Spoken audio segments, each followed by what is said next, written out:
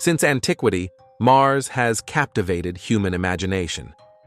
However, the dream of colonizing the red planet gained momentum in the late 19th century, notably spurred by H.G. Wells' The War of the Worlds in 1898. This fictional invasion ignited genuine scientific curiosity, setting the stage for a new era of exploration. As the 20th century unfolded, the space race between the United States and the Soviet Union propelled Martian exploration to the forefront. Both superpowers dispatched probes to unravel Mars's mysteries, with NASA's Viking landers in the 1970s providing the first close-up views of the Martian landscape. These images, coupled with increasing technological advancements, fueled aspirations for Martian colonization.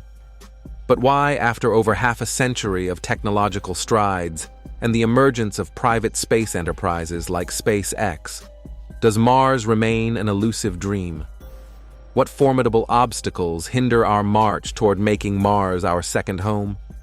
Is it the harsh Martian environment, the complexities of interplanetary travel, or perhaps something more secret and ominous lurking on the planet that is being kept hidden from us? Venturing to Mars isn't just a matter of packing our bags and hitching a ride. The road to colonization is fraught with numerous challenges, each presenting a formidable barrier to our ambition of establishing a human presence on the red planet.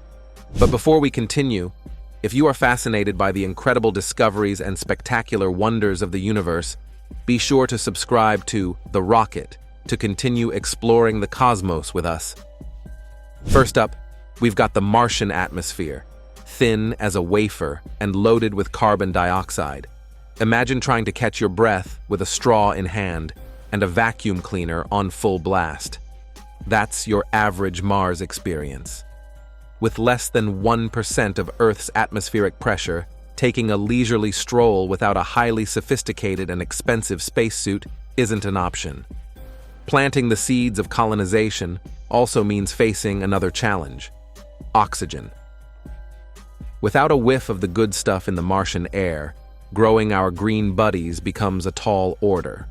No oxygen means no photosynthesis, and no photosynthesis means no plants, essential for long-term survival on the red planet.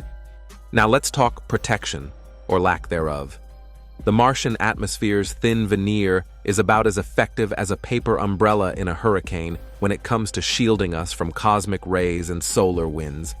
With no magnetic field to play superhero, Mars's surface is left exposed, vulnerable to the relentless barrage of cosmic radiation.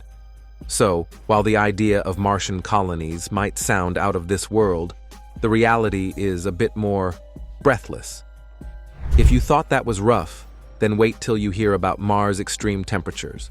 On average, temperatures plummet to a bone-chilling 80 degrees or 62 degrees, making Earth's winters feel like a tropical paradise in comparison.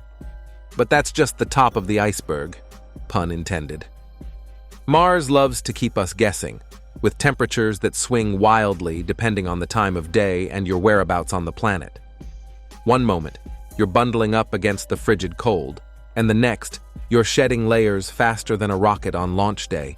And it's not just the cold that'll send a shiver down your spacesuit-clad spine. Mars likes to throw a few curveballs in the weather department too. Dust storms, the cosmic equivalent of a Martian tantrum, can whip up with little warning and rage for months on end. Picture yourself in the midst of a swirling maelstrom of dust, with visibility dropping faster than a shooting star. And let's not forget the hazards these storms bring. Equipment? Kiss it goodbye, as dust particles wreak havoc like mischievous cosmic gremlins. Navigation becomes a guessing game, and the air? Well, it's thicker with dust than a Martian sand dune. Good luck trying to build a colony if you can barely even figure out where you're standing. Now, if you haven't guessed by now, let us repeat ourselves. Embarking on a journey to Mars isn't like taking a leisurely stroll in the park. No, it's a grueling marathon through the vast expanse of space. The spacecraft tasked with ferrying humans and supplies must be engineered to withstand the unforgiving conditions of the cosmic void, where every component must function flawlessly to ensure the success of the mission. But even after traversing the vastness of space, the challenge doesn't end upon reaching Mars' vicinity. No, landing on the red planet presents a whole new set of obstacles.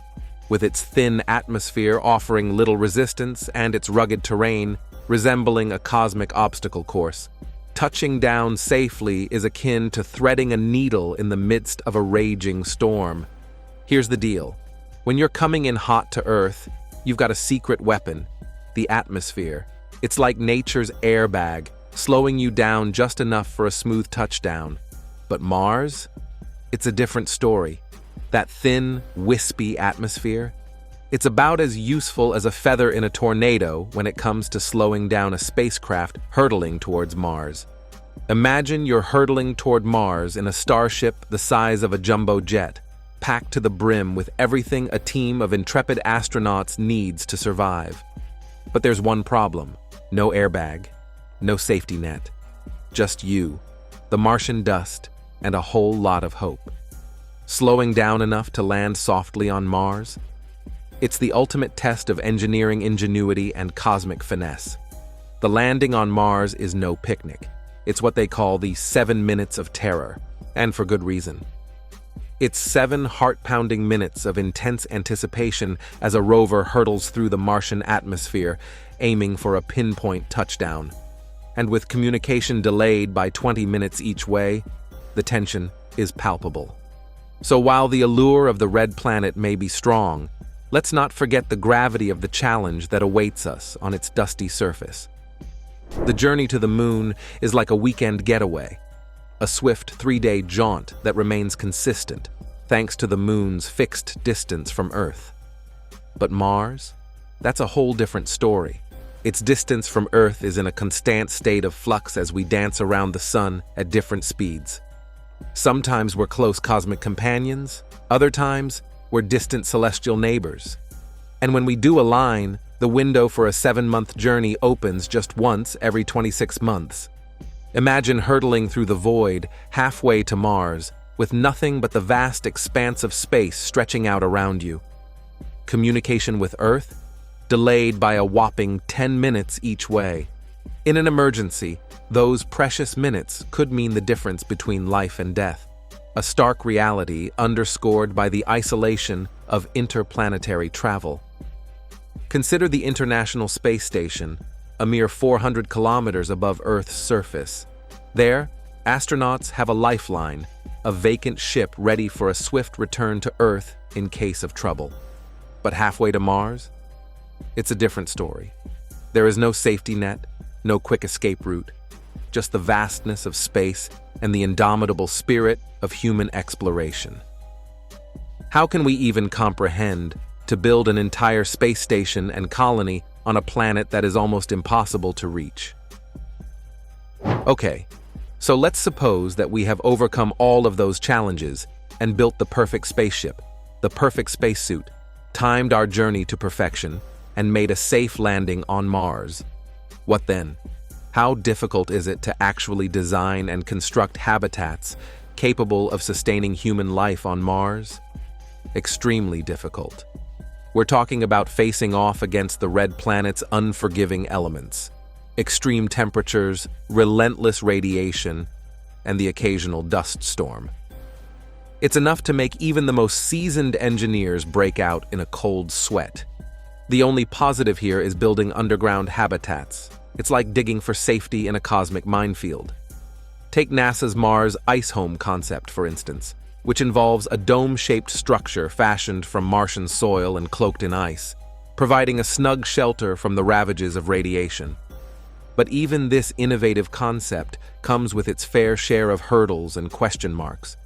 Can you imagine what a logistical nightmare it would be to ferry the materials needed to construct such a structure across the vast expanse of space? And let's not forget the hefty price tag attached to such an endeavor, a fortune that would make even the world's wealthiest, like Elon Musk, hesitate. Yes, you heard that right. Not even the visionary behind SpaceX, with his sights set on interplanetary colonization, is fully sold on the idea. for now at least. It's a reminder that even the grandest of dreams must grapple with the harsh realities of feasibility and practicality. Forging life support systems for Mars colonization is no easy feat. It's a cosmic balancing act of epic proportions. Imagine the challenge of maintaining a steady flow of essentials like food, water, and oxygen against the backdrop of the harsh Martian terrain. We're talking about the monumental task of repurposing waste and harnessing sustainable energy sources to ensure our survival amidst the Martian expanse. One glimmer of hope is hydroponic farming, a beacon of possibility in the Martian wilderness. This process involves cultivating crops in a controlled environment, a verdant oasis amidst the desolate landscape, providing a lifeline for the intrepid pioneers of Mars. And that's not all. By leveraging cutting-edge technologies like water recycling and atmospheric processing, we can create a self-sustaining ecosystem, a closed-loop system that minimizes waste and slashes our reliance on Earth for resupply missions. It's the cornerstone of our quest for long-term survival in the alien embrace of the Red Planet. Even that isn't easy, though. There's a need to meticulously plan every morsel of food and every drop of rocket fuel sent ahead of time, like breadcrumbs leading the way back home. But that's just the beginning. Long-term sustainability is a whole other ballgame. Growing things on Mars sounds like a dream, but let's not forget the harsh reality lurking beneath the surface. The good news? Water abounds on Mars. Frozen solid, but plentiful. The bad news? Converting this ice into life-giving oxygen is a near impossible task, especially when Mars decides to throw one of its infamous dust storms into the mix. If only the problems ended there. On top of all this, there's the Herculean task of generating and storing energy in a place where the sun is your only friend, and even that friendship is fleeting. With Mars's unpredictable weather and dusty atmosphere, relying solely on solar power is like betting your life savings on a cosmic roulette wheel. When the dust storms arrive, solar panels, coated in a thick layer of dust, struggle to harness the feeble light of a distant sun obscured by swirling clouds of debris. It's a recipe for disaster, a blackout in the Martian wasteland that could spell doom for any hopes of oxygen production. And as the dust settles, plunging the planet into darkness, it's a stark reminder of the unforgiving nature of life on Mars. Yet, despite the odds stacked against us, solar power remains one of the few rays of hope in this bleak Martian landscape. Harnessing the planet's abundant sunlight, we could use solar panels to eke out precious electricity for the colony. But even then, the challenges don't end.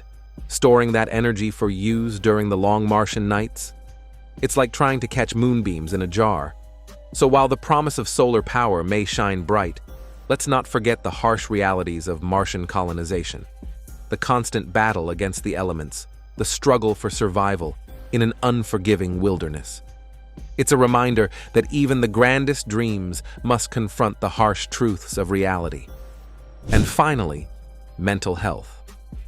Living on Mars is like stepping into a psychological pressure cooker, a journey where the mind is tested as much as the body. As one of the astronauts tasked with the mission of starting human civilization on Mars, you are isolated from the familiar comforts of home, with only the vast expanse of the Red Planet for company.